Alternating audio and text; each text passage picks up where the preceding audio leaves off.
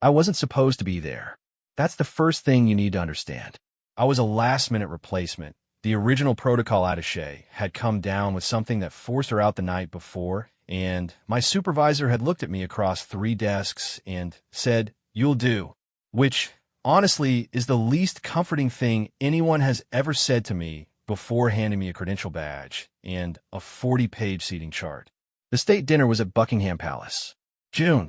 That particular shade of June that London sometimes gets right. Warm enough that the roses in the garden weren't just surviving, they were showing off. The kind of evening that makes you forget, briefly, that England is mostly just damp waiting to happen. I've been on the grounds before, obviously, but a working visit and a state dinner are not the same animal. A working visit means you carry a clipboard and nobody looks at you.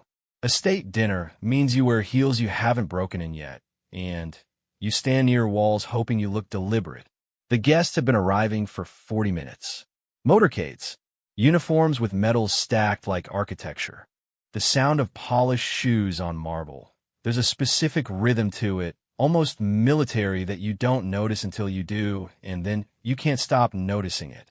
I was stationed just off the main reception corridor, near a column that smelled faintly of beeswax, holding a radio I didn't fully know how to use. That's when I first saw her. Princess Charlotte.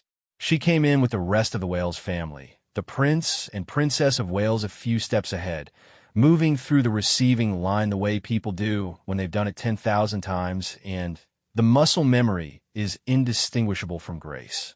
William said something to a foreign minister, and the minister laughed too hard, the way people do when they're relieved someone royal has acknowledged them. Catherine moved like water, finding its level, effortless and inevitable. Charlotte was 17 at the time. 17 and wearing something pale, ivory, maybe, or the kind of cream that only looks like a color when it's next to white. Her hair was up. She looked, I remember thinking, like she'd already done this in her head 6 times before arriving. The way you rehearse a speech until the words stop sounding like words. She was fine. That's the thing about that first moment. She was completely, entirely, visibly fine. It was maybe an hour later when she wasn't. The dinner itself was in the ballroom, because of course it was, which is the kind of room that makes you recalibrate your entire understanding of the word ceiling. I'd been moved to a secondary position near the East Service entrance, close enough to observe the room, but far enough back that I was essentially furniture. A human co-track with a radio. The seating arrangement placed Charlotte mid-table, flanked by 2 diplomatic guests I won't name, except to say that one of them was a man in his 60s who had the particular bearing of someone who considers himself fascinating. He kept leaning toward her. Not inappropriately, nothing so simple as that. Just persistently. The way certain men do, the ones who've decided that their attention is a gift being received rather than a weight being endured. Charlotte smiled, nodded, turned her head at the right moments. She was working. That's what I kept thinking. This girl, this teenager, was working in the same way the diplomats were working, just with none of the authority they had to fall back on if the conversation got heavy. She didn't have the option to shift the subject or glance at an aide. She had the option to sit there and be Princess Charlotte, which meant being pleasant, being poised, being present. She was doing it well, until she wasn't. I noticed the hand first. Her right hand, the one resting on the table near her water glass. I didn't understand it at first. I thought she'd reached for something and stopped herself, or thought she'd felt the tablecloth shift. But no, her fingers were trembling. Not dramatically. Not the kind of trembling you see in films where someone is about to cry, and their chin wobbles and the music swells. This was small, controlled. A trembling that looked like it was being held in by sheer will and was winning the argument only barely. I watched her pick up her water glass. Both hands. Very deliberate. She took a sip and set it down, and the man beside her said something, and she smiled, and the smile landed exactly right, and from across the room you would have seen nothing at all. But I was close. The glass had trembled too. Now, I want to stop here and tell you something because this matters, and it matters precisely because nobody said it out loud at the time. State dinners are not just dinners. They're a theater of a very specific and very exhausting kind.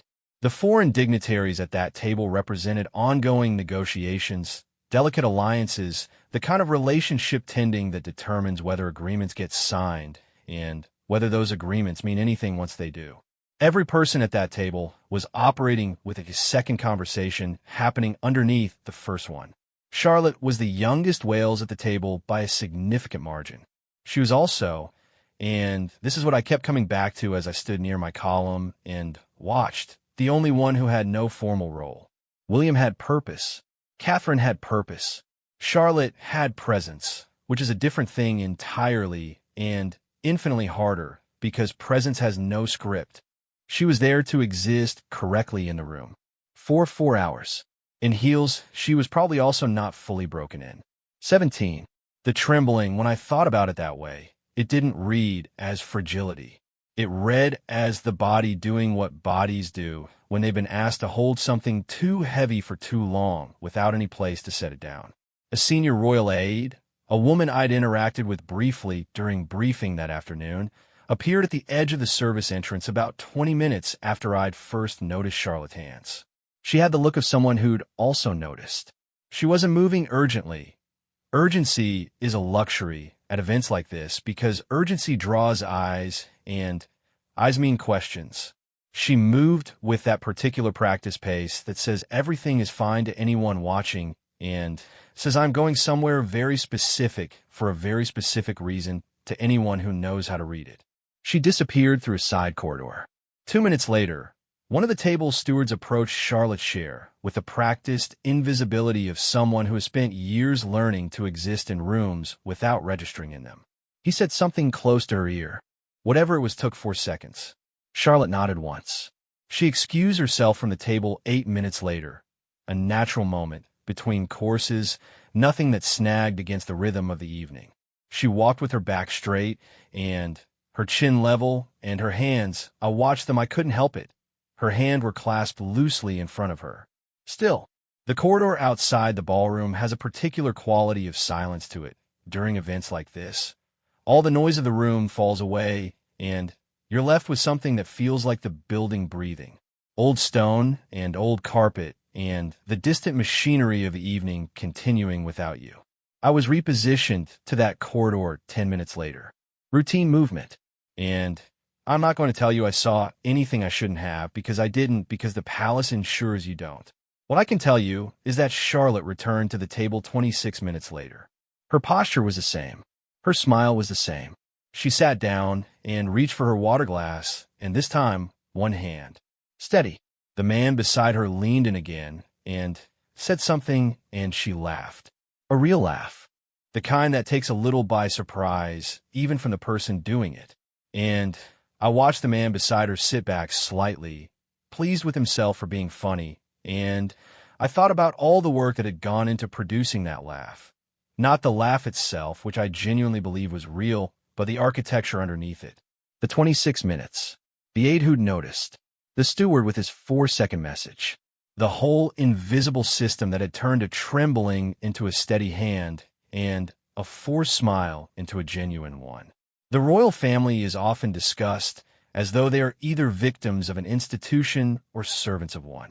I stood in that corridor that evening, and I thought about a 17-year-old who had been handed something enormous and had carried it correctly, and when she needed to set it down for 26 minutes, a system of people who watched without watching had made sure she could.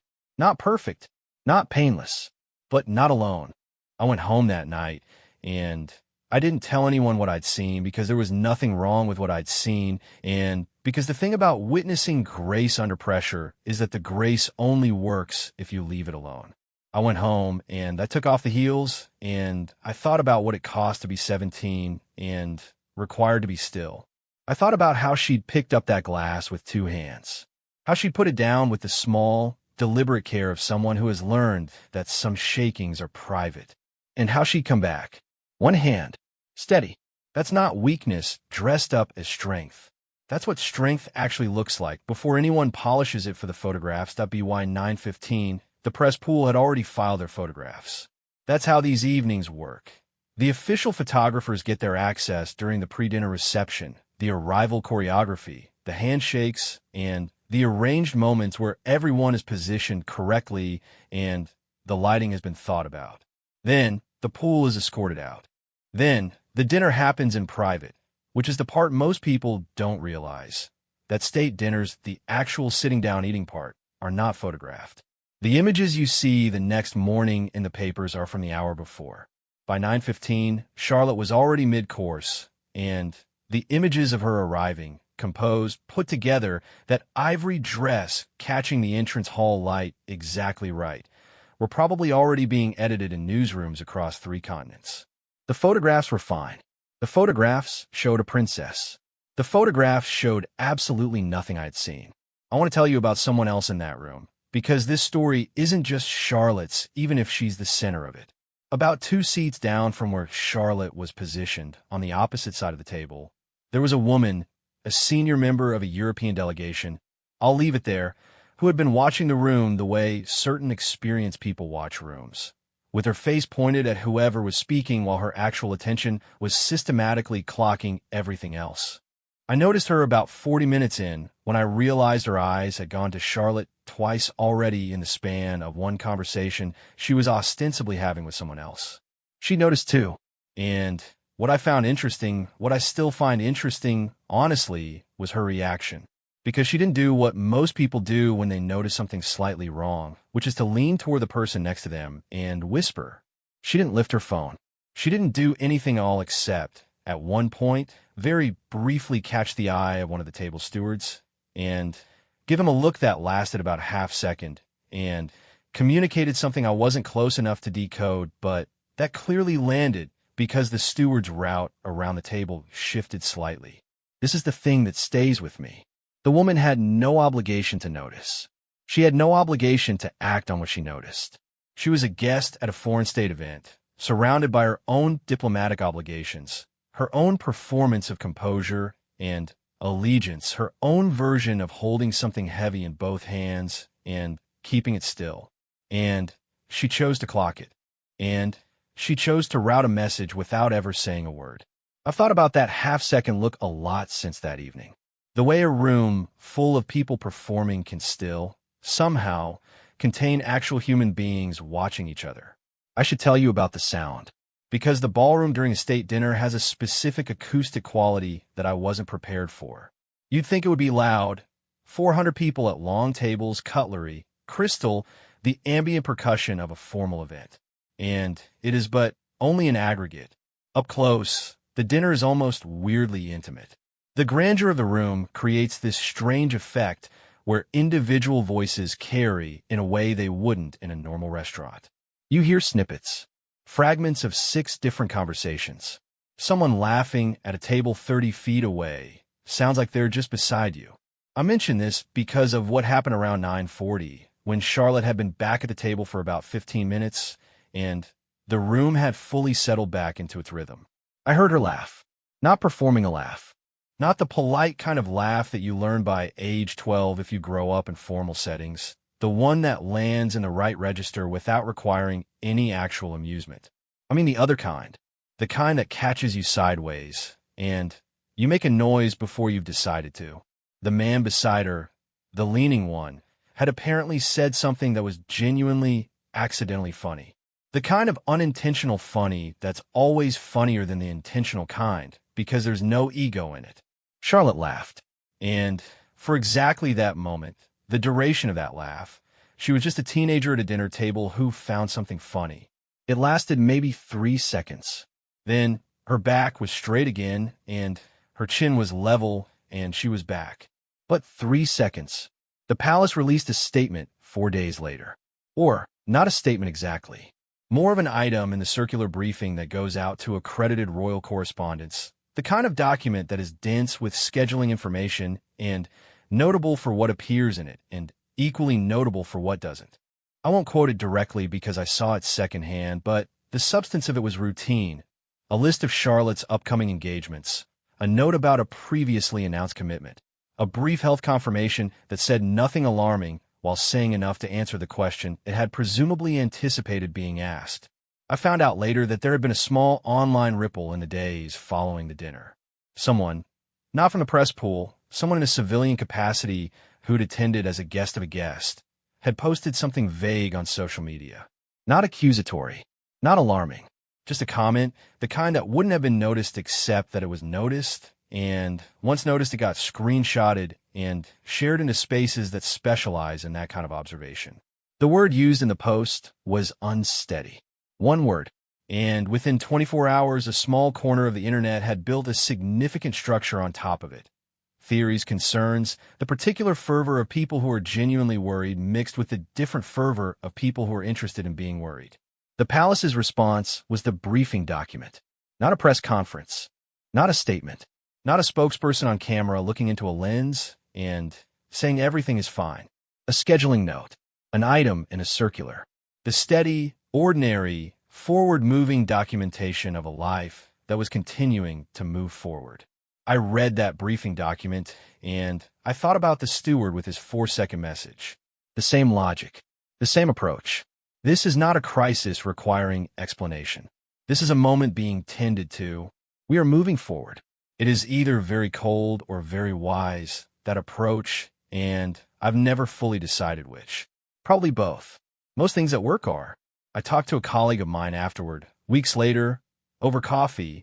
Nothing formal, someone who has spent considerably longer than I have in proximity to the family during events like this. She has the kind of discretion that comes from having seen enough that she no longer has the urge to tell anyone about it. I didn't describe what I'd seen in specifics. I asked, more generally, about what it was like to watch the younger generation of the family navigate evenings like that one. She was quiet for a moment, blew on her coffee. Then, she said something I've carried around since. She said, "The thing people don't understand is that they're not hiding. They're containing. There's a difference. Hiding is about shame. Containing is about timing. They know the difference between a private moment and a public moment better than anyone alive. When something shows, that means it got through the container. That doesn't mean they're broken. It means they're human, and the container has limits, and they've accepted that about themselves." I asked her how Charlotte had seemed in the time since at events. She looked at me with the specific patience of someone who has answered a lot of questions that are really just one question wearing different clothes. "She's there," she said. "She shows up. She does the work. Here's what I keep coming back to, the thing I've turned over most in the weeks and then months after that evening. We talk about royal performance, the discipline of it, the theater of it, as though it is separate from personhood. As though the woman who smiles at a state dinner is a constructed thing distinct from the actual person, and the actual person is somewhere backstage being real and private. But watching Charlotte that night, I stopped believing in that separation. Because the woman who picked up the glass with 2 hands was just as real as the woman who laughed at the accidental joke. The discipline was real. The effort was real. The 26 minutes was real. The return was real. It was all her. All of it. The container and the thing being contained, both real, both present, both hers. The photographs from that evening show a composed young woman at a state dinner in a cream dress, doing nothing remarkable. That's exactly right. What's remarkable is the everything underneath it that the photographs, by design, were never going to catch. I still have the credential badge somewhere, stuffed in a drawer in my flat, under a travel adapter I keep meaning to organize. Sometimes I think about that corridor, the particular quality of its silence, the sound of the ballroom muffled through the walls, and somewhere in the middle of it, someone young and required to be steady, finding a way to be steady again. She came back to the table, one hand, steady, and I've thought about that every single time in the years since when I've had to go back to something that shook me. What it looks like, how it's done. You pick up the glass, you hold it long enough, you set it down. One hand, why grandmother had a theory about shows of strength. She grew up in a house where you didn't say I'm struggling because saying it made it real, and making it real meant it had one. So instead, you said nothing. You pushed through. You set your face, and you got on with it. And she considered this, genuinely considered this, a form of dignity. I used to disagree with her. I used to think the bravest thing a person could do was say out loud what was happening inside them. Name it. Claim it. Refuse to perform health you weren't feeling. I'm not sure I disagree with her anymore. Not fully. Not after that evening. Let me tell you about the toast. This is the part nobody wrote about in the days after because the social media ripple had focused entirely on the single word, unsteady, and had built its concern around the image of Charlotte at the dinner and what it hadn't captured because the person who'd posted hadn't been positioned to see it was what happened 2 hours later at the end of the formal part of the evening when the toasts were given.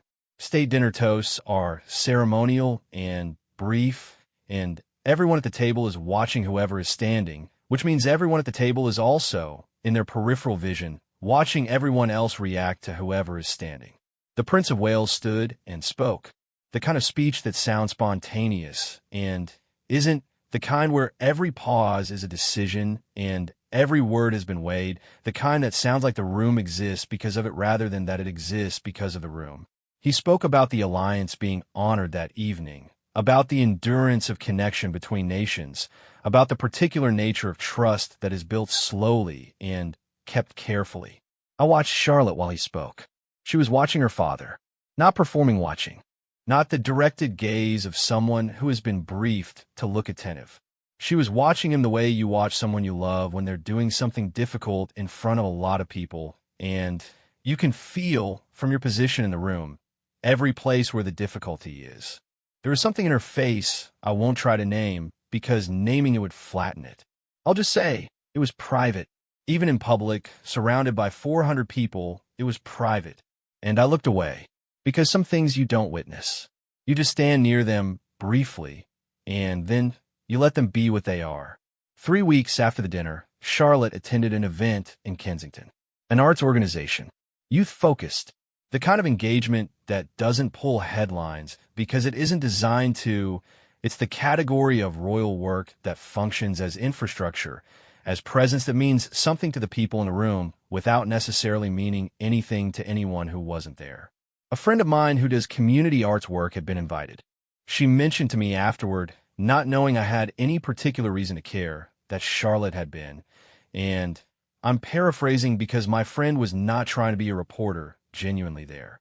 Not glazed, not doing the handshake and move version of the thing. She'd sat down with a group of teenagers who were working on a mural project, and she'd ask questions, and she'd listen to the answers, and she'd sat with the discomfort of a 15-year-old who didn't know how to talk to a princess, and had waited for the kid to find his words. My friend said she wasn't performing interest. She was just interested. She said it like it surprised her. I wasn't surprised. I've been thinking since I decided to write this down about what a signal actually is. The word keeps surfacing in how people describe that night. A silent signal, because the trembling was read as information, as the body communicating something the face wasn't saying. Which is true. But the problem with signals is that most people only know how to receive the obvious ones. Distress is a signal, obviously, but so is return. So is the hand steadying. So is showing up 3 weeks later in a room full of teenagers and waiting for a kid to find his words. We are very good, culturally, at watching for signs of fracture.